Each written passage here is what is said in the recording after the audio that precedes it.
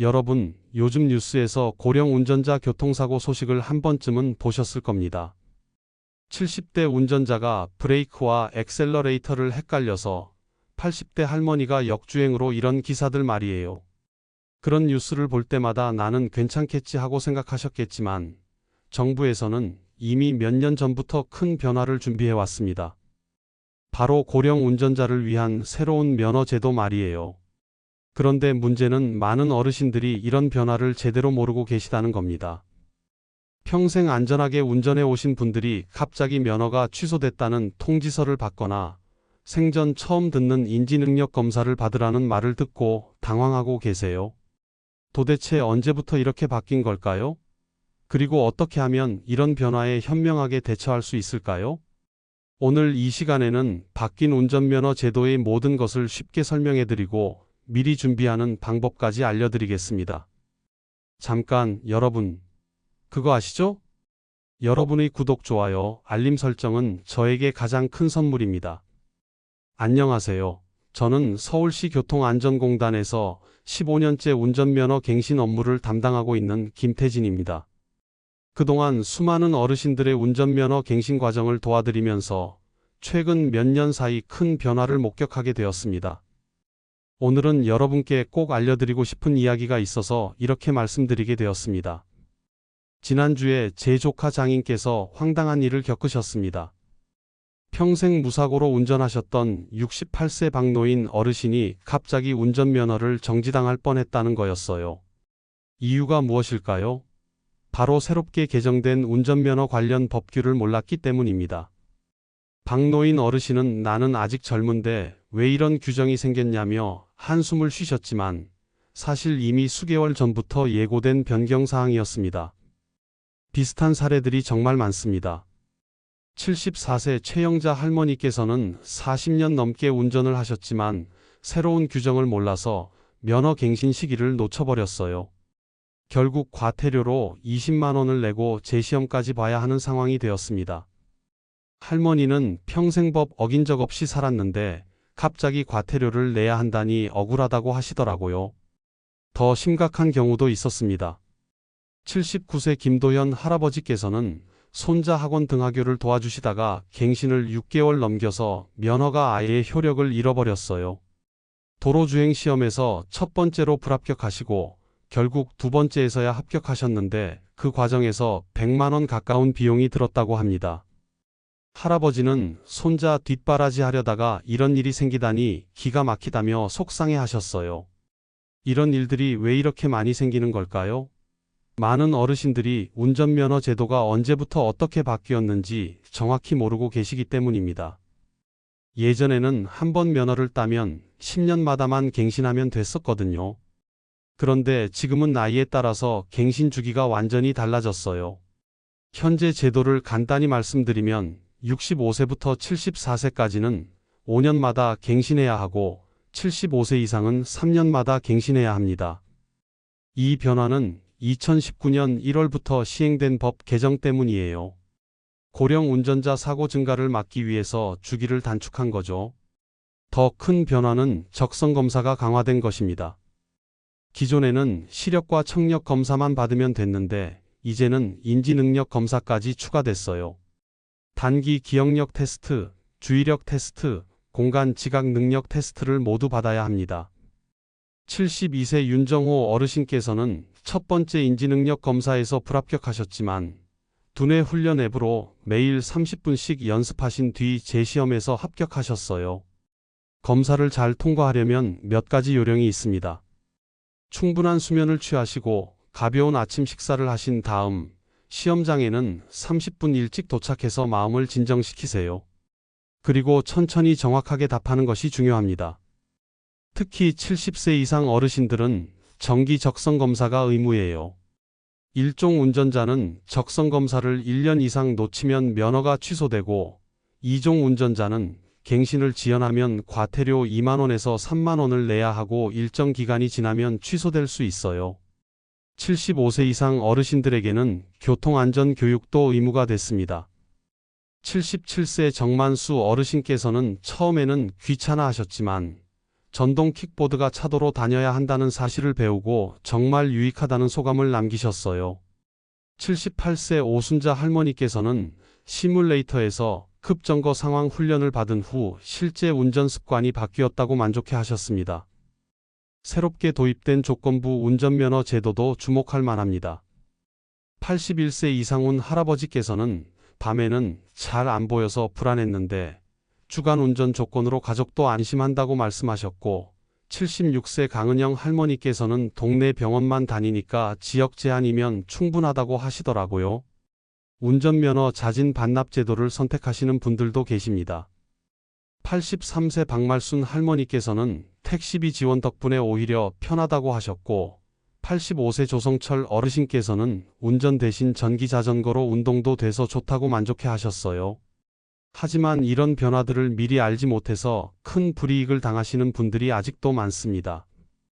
그렇다면 이런 문제들이 왜 생기게 된 걸까요? 바로 운전면허 제도 자체가 크게 바뀌었기 때문입니다. 많은 어르신들이 이 변화를 제대로 파악하지 못하고 계시는 게 현실이에요. 가장 큰 변화는 갱신 주기입니다.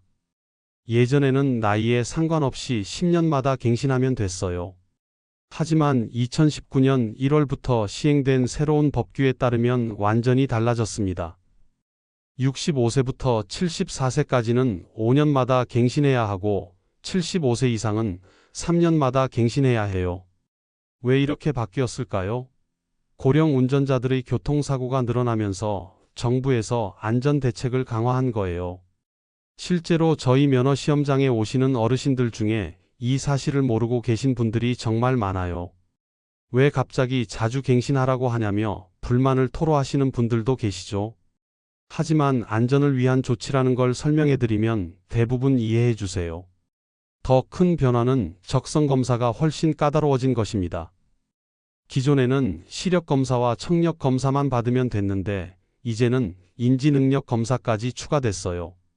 단기 기억력을 확인하는 테스트, 주의력을 측정하는 테스트, 그리고 공간을 파악하는 능력을 보는 테스트까지 받아야 합니다.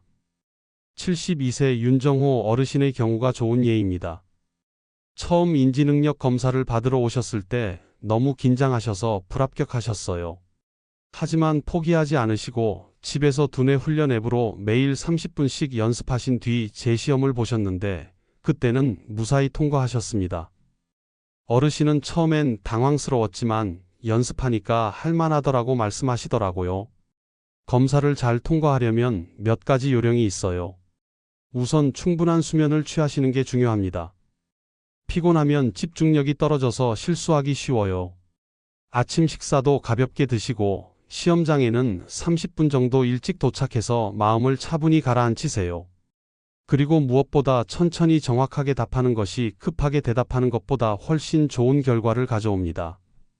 특히 70세 이상 어르신들은 정기 적성 검사가 의무가 됐어요.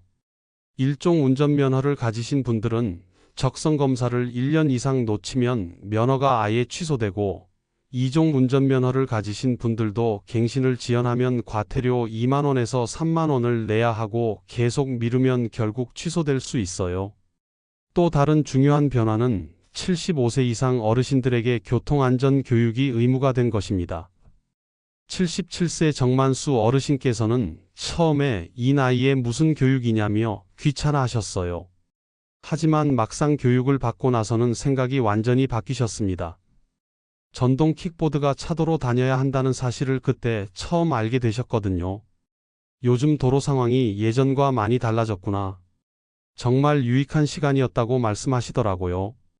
78세 오순자 할머니께서도 비슷한 경험을 하셨어요. 시뮬레이터에서 급정거 상황을 훈련받으셨는데 그 이후로 실제 운전할 때 습관이 많이 바뀌셨다고 하세요. 브레이크를 밟는 타이밍이나 핸들을 잡는 방법까지 다시 배웠다며 만족해 하셨어요. 새로 도입된 조건부 운전면허 제도도 주목할 만합니다. 모든 상황에서 운전하기에는 부담스럽지만 특정 조건에서는 안전하게 운전할 수 있는 분들을 위한 제도예요. 81세 이상훈 할아버지께서는 이 제도의 수혜자입니다. 밤에는 잘 안 보여서 운전하기 불안했는데 주간 운전 조건으로 면허를 유지하니까 가족들도 안심하고 나도 편하다고 말씀하시더라고요. 낮에만 운전하시지만 병원도 다니시고 장보기도 하시면서 여전히 독립적인 생활을 유지하고 계세요. 76세 강은영 할머니께서는 지역 제한 조건을 선택하셨어요. 멀리 나갈 일도 없고 동네 병원이나 마트만 다니니까 지역 제한이면 충분하다고 하시면서 이 제도에 만족해하고 계십니다. 운전면허 자진 반납 제도도 새롭게 활성화되었습니다. 더 이상 운전하기 어렵다고 판단되시는 분들을 위한 제도인데 의외로 만족도가 높아요. 83세 박말순 할머니께서는 작년에 면허를 자진 반납하셨어요. 처음엔 서운했지만 택시비 지원을 받으니까 오히려 편하다고 말씀하세요. 운전 스트레스도 없어지고 주차 걱정도 할 필요가 없어서 마음이 한결 가벼워지셨다고 해요. 85세 조성철 어르신께서도 비슷한 선택을 하셨습니다. 운전 대신 전기 자전거를 타니까 운동도 되고 건강에도 좋다며 새로운 생활 방식에 적응하고 계세요. 면허를 반납하면서 받는 지원 혜택들이 생각보다 실질적인 도움이 된다고 하시더라고요. 이처럼 제도가 다양하게 바뀐 이유는 모두 안전 때문입니다. 획일적으로 모든 면허를 취소하는 것이 아니라 각자의 상황에 맞는 선택지를 제공하려는 취지예요. 하지만 이런 변화들을 미리 알지 못해서 당황하시는 분들이 아직도 많은 게 현실입니다. 하지만 이런 좋은 제도들이 있다고 해서 모든 문제가 해결되는 건 아닙니다. 오히려 이런 변화들을 제대로 파악하지 못해서 큰 불이익을 당하시는 분들이 늘어나고 있어요. 지금부터 말씀드릴 사례들을 들으시면 정말 심각하다는 걸 느끼실 겁니다. 70세 한기태 어르신의 경우가 대표적입니다. 평소처럼 손자 등교를 도와주시던 중에 경찰 단속에 걸리셨어요. 그런데 알고 보니 면허 갱신을 13개월이나 지연한 상태였던 거죠. 어르신은 그냥 며칠 늦은 것뿐인데 뭐가 문제냐고 생각하셨지만 현실은 달랐습니다. 무면허 운전으로 벌금 200만 원을 내야 하는 상황이 되어버렸어요. 한기태 어르신은 손자 학교 보내주려다가 이런 일이 생기다니 기가 막히다며 한탄하셨습니다. 가족들도 할아버지가 범죄자가 된 기분이라며 충격을 받았다고 하더라고요. 200만 원이라는 벌금은 노인 가정에게는 정말 큰 부담이었어요. 어르신은 평생 법 어긴 적 없이 살았는데 갑자기 벌금을 내야 한다니 억울하다고 하시더라고요. 더 심각한 경우도 있었습니다. 73세 문영호 어르신께서는 무면허 상태에서 접촉사고를 내셨어요. 다행히 큰 사고는 아니었지만 문제는 보험 처리였습니다. 무면허 운전 상태에서 발생한 사고는 보험이 적용되지 않거든요. 결국 상대방 차량 수리비 300만 원을 모두 자비로 부담해야 했습니다. 문영호 어르신은 평생 보험료 꼬박꼬박 냈는데 정작 필요할 때 써먹지도 못하다니 억울하다고 하셨어요. 사실 어르신께서 면허 갱신 시기가 지났다는 걸 아예 모르고 계셨거든요. 우편물을 제대로 확인하지 않으셨던 게 화근이었죠. 가족들도 아버지 면허 관리까지 신경 쓸 줄 몰랐다며 후회하고 있어요. 이런 일들이 왜 자꾸 생기는 걸까요? 가장 큰 이유는 갱신 주기가 짧아졌는데도 많은 분들이 예전 방식대로 생각하고 계시기 때문이에요. 10년에 한 번 갱신하던 시절의 습관이 남아있는 거죠. 그런데 지금은 나이에 따라 5년, 3년으로 주기가 완전히 달라졌잖아요. 저희 시험장에서 직접 목격한 또 다른 사례를 말씀드리겠습니다. 68세 서민호 어르신께서는 면허가 취소된 걸 모르고 계속 운전하시다가 교통사고를 내셨어요. 상대방이 다친 건 아니었지만 무면허 운전에 교통사고까지 합쳐져서 법정까지 가게 되셨습니다. 결국 집행유예를 받으시고 나서야 사태의 심각성을 깨달으셨어요. 서민호 어르신은 내가 언제 범죄자가 될 줄 알았겠냐. 그냥 면허 갱신만 제때 했어도 이런 일은 없었을 텐데라며 후회하셨습니다. 가족들도 아버지가 전과자가 되다니 창피해서 동네 다니기도 민망하다고 하더라고요. 무면허 운전의 처벌은 생각보다 무겁습니다. 1년 이하의 징역이나 300만 원 이하의 벌금에 처해질 수 있어요. 게다가 사고라도 나면 가중처벌을 받게 되죠. 단순히 벌금만 내면 끝나는 게 아니라 전과까지 남게 되니까 평생 따라다니는 문제가 됩니다. 또 다른 문제는 면허를 다시 취득하는 과정이 예전보다 훨씬 까다로워졌다는 것입니다. 71세 배순덕 할머니께서는 면허가 취소된 후 재취득을 위해 학과 시험부터 다시 봐야 했어요. 나이가 들어서 암기력이 예전 같지 않으니까 학과 시험 합격까지 4번이나 도전하셨습니다.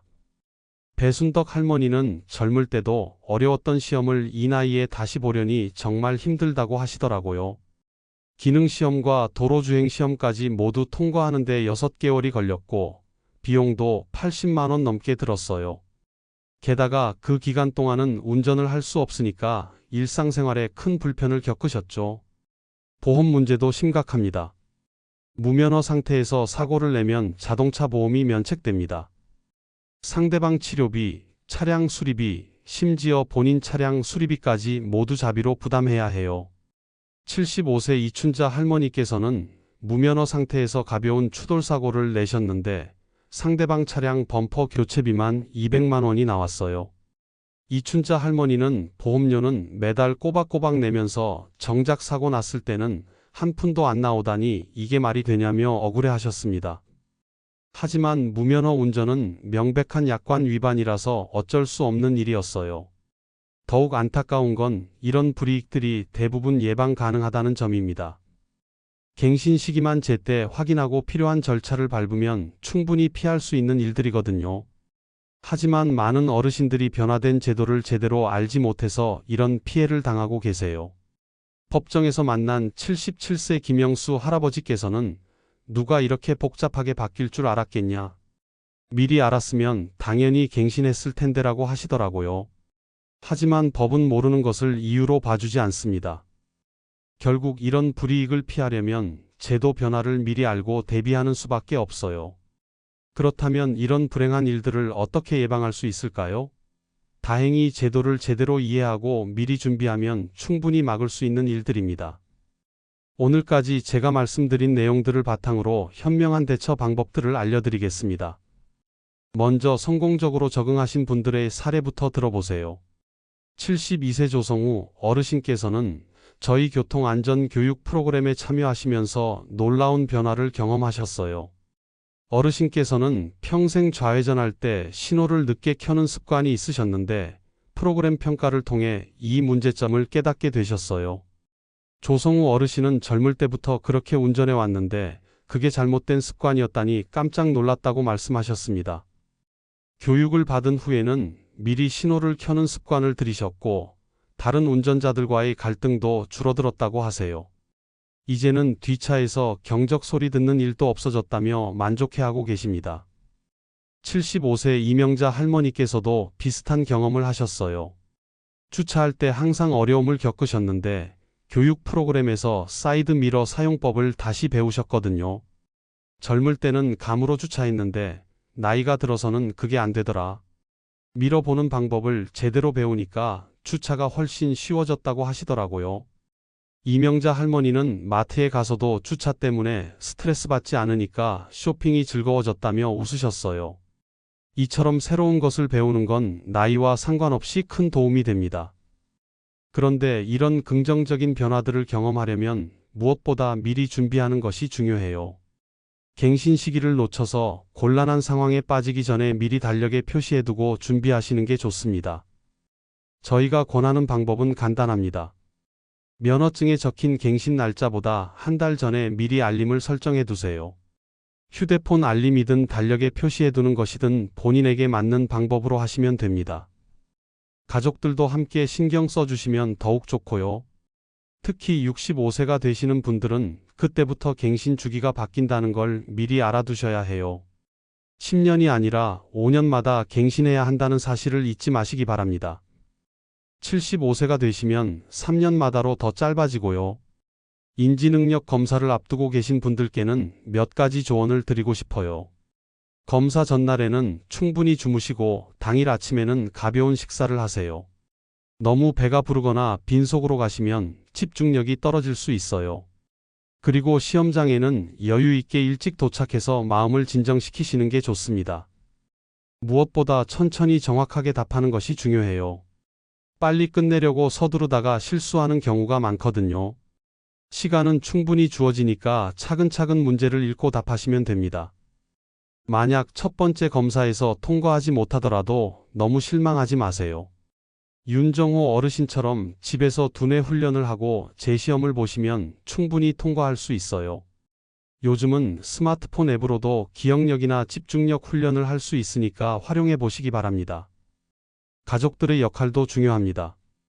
어르신들이 혼자서 모든 걸 챙기기는 어려우니까 자녀분들이 관심을 가져주셔야 해요. 갱신 시기를 함께 확인하고 필요하면 시험장까지 동행해 주시는 것도 좋습니다. 하지만 무조건 운전을 계속하는 게 능사는 아니에요. 본인의 상황을 객관적으로 판단해서 조건부 면허나 자진 반납을 선택하는 것도 현명한 결정입니다. 이상훈 할아버지나 강은영 할머니처럼 조건부 면허로도 충분히 필요한 활동을 할 수 있어요.